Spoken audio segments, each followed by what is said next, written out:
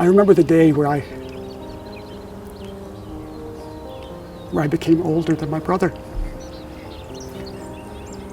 And you know, those milestones, you know, they hurt. You know, they never stop.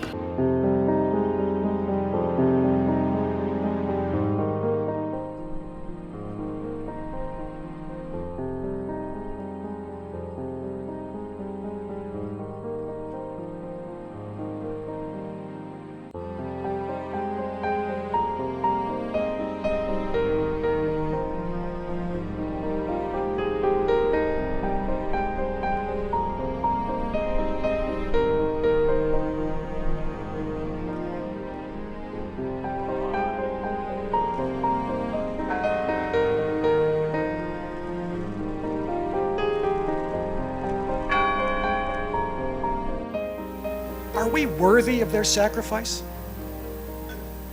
Are we worthy?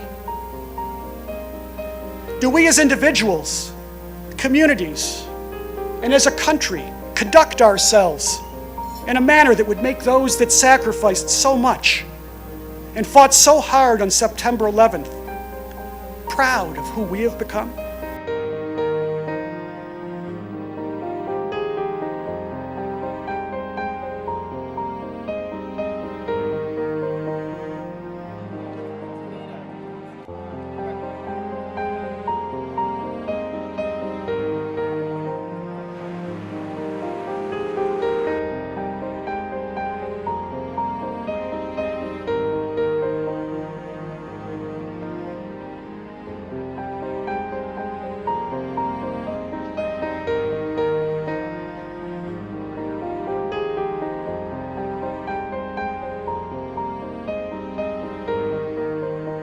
I was anxious, certainly, but had no way to know the devastating impact that it was going to have personally for our family. I called my brother on his cell phone and said, Ed, when you land, give us a call. We're concerned. We want to hear from you. And then it was a few hours later when I got the phone call from Sandy confirming that he was on 93, that the plane had come down somewhere in Pennsylvania, and that they don't think that there were any survivors.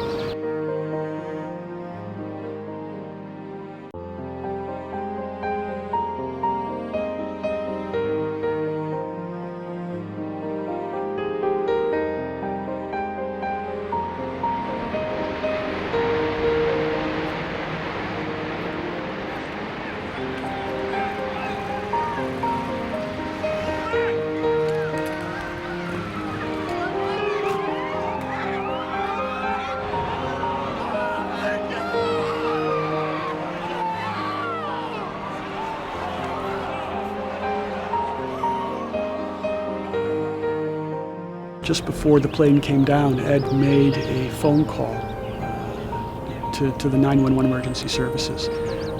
They're not quite sure what the intent was, other than they suspect to help emergency services understand where the plane was. Obviously, the hijacking was well underway. The battle either was about to start or had already started, and you know, the passengers and crew members certainly knew what was going on the ground in New York and in Washington, just from conversations that other passengers had had with loved ones and the United Service Center. So that's what we like to think what Ed was trying to do. He was a problem solver. He was trying to help.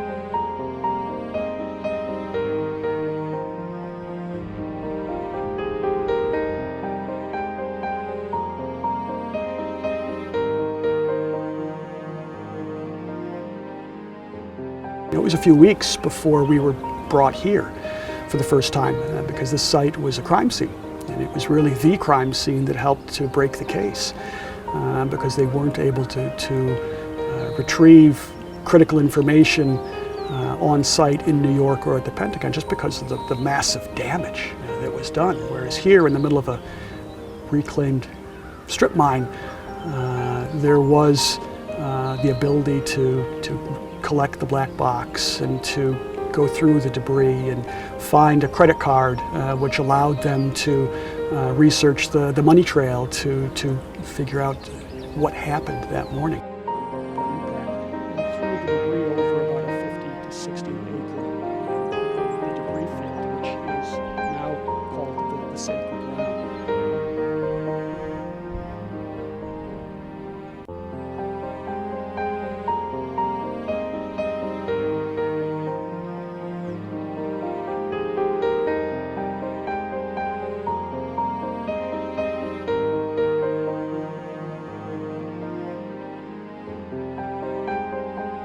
Here we are 20 years later, and it's still very emotional, and it still hurts.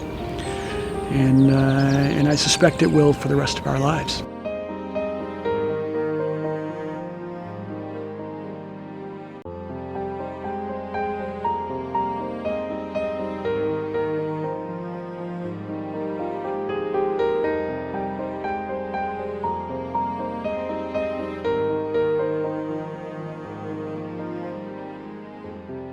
I remember the day where I became older than my brother. And you know, those milestones, you know, they hurt. You know, they never stop. You know, things that have happened in the life of his children, you know, that he never got to see, or that they never got him to experience. You know, his grandson, and you know, the marriages. I mean, it's you know, dates are hard. Dates are hard.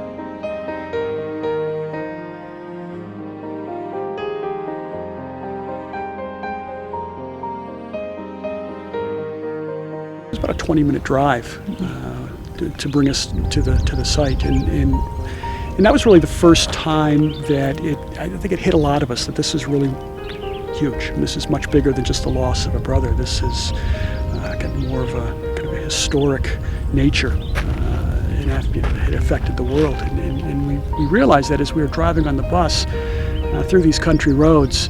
Out in front of homes, there were people holding flags and children waving flags and holding up signs, and first responders at intersections that were saluting the bus in tribute to our loved ones. And it was really overwhelming. So is this from the friends? This was the trial, the pre-motion portion of the trial. They were heroes. They took matters in their own hands, and they helped avert a greater disaster on that day. And they earned a place in history, in the history of this country. And they can't speak for themselves because they're no longer with us. So someone has to.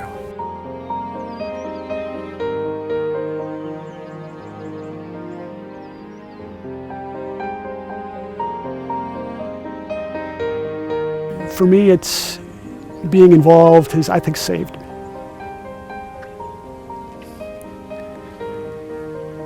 You know, I was angry, and there was a real black hole that I could have fallen into, and this process has given me perspective. It's given me hope, certainly, and it has given me purpose.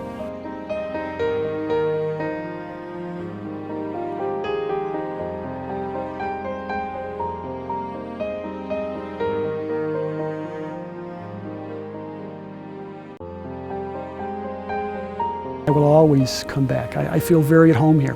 This is a home away from home for me. And many families feel the same way. We've made lifelong friends in the community here. We gather here as families and find great comfort in that. And I've been here probably close to 100 times, over the last 20 years for work on the memorial or just to come and spend time here. I feel close to my brother here. And I think for many of us, we do find a measure of comfort when we come to the site.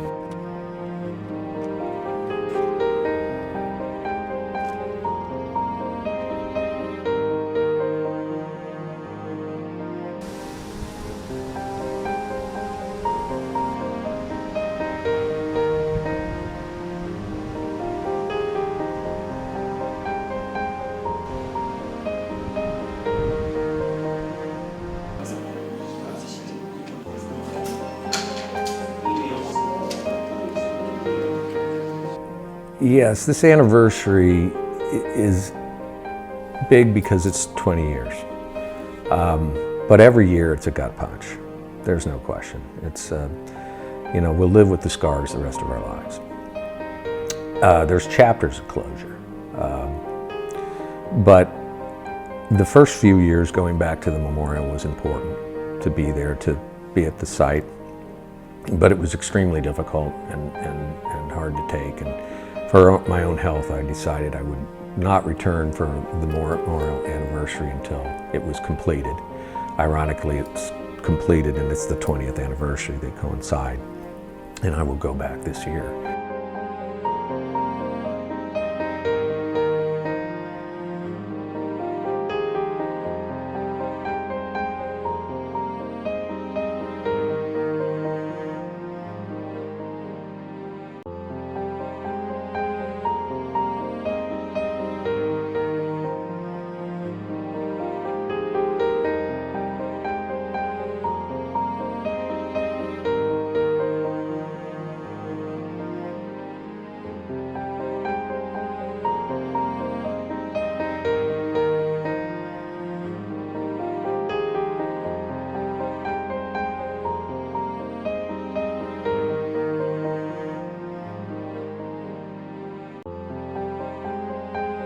But for most of the years, I would just try to do something quiet and solemn, understated. Lauren would have liked that. Go sit by the ocean, go take a walk through the woods, go for a bike ride, maybe get on a sailboat. And then I would end the day by going down to her Lauren place in 4th Street and leave some flowers and note and read the notes and the flowers that other people had left in her memory. And I think that tranquility helped me get through that mounting pressure and anxiety of what they call an anniversary.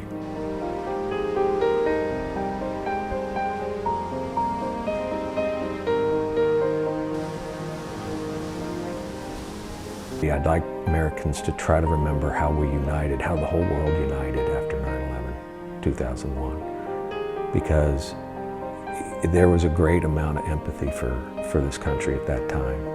This country was united from sea to shining sea.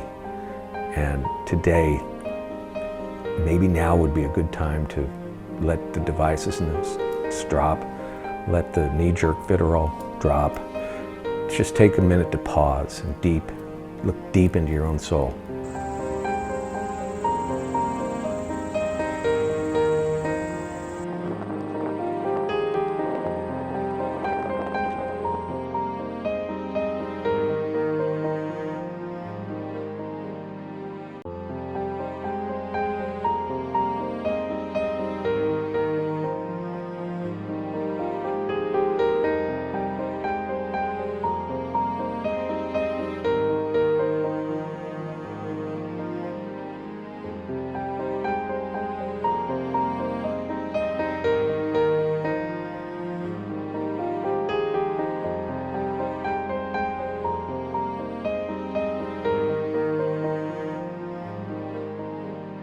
And I look at this place and I said, I know this isn't hell, but if this isn't, how bad is hell? And I just broke down.